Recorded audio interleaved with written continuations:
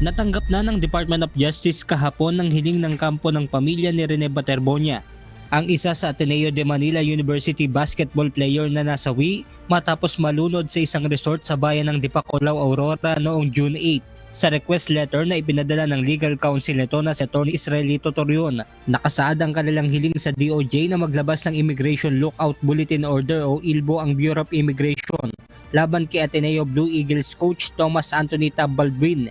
Ito ay habang nagpapatuloy ang ginagawang investigasyon ng Philippine National Police at National Bureau of Investigation sa pagkamatay ni Rene Baterbonia at Divine Adili. Inihiling din ng pamilya Baterbonia na magkaroon ng ugnayan ng PNP, NBI, Philippine Sports Commission, Commission on Higher Education at iba pang institusyon para matukoy ang iba pang kasama sa naturang team building activity. Samantala, nagtungo naman ng ilang mga taga-suporta at kaibigan na Rene Baterbonia sa huling lamay nito sa isang funeral home sa Quezon City kahapon.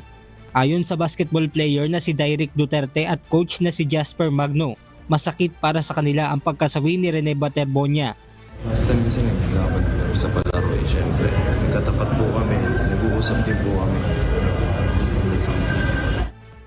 Halos nakita ko na lang yung sa Facebook halos. Hindi po ako naniwala na ganun po nangyari sa kanila.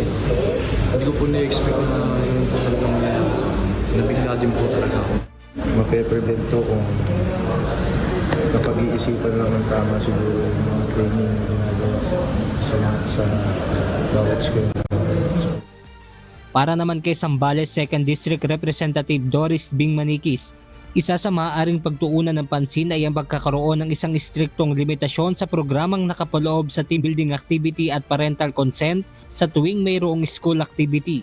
So ang number one dyan, yung parang magkaroon tayo ng stricter measures. Ano ba yung pwede lang?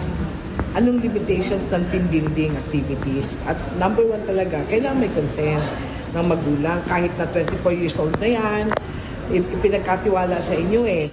Benedict Samson, humahataw sa balita ngayon.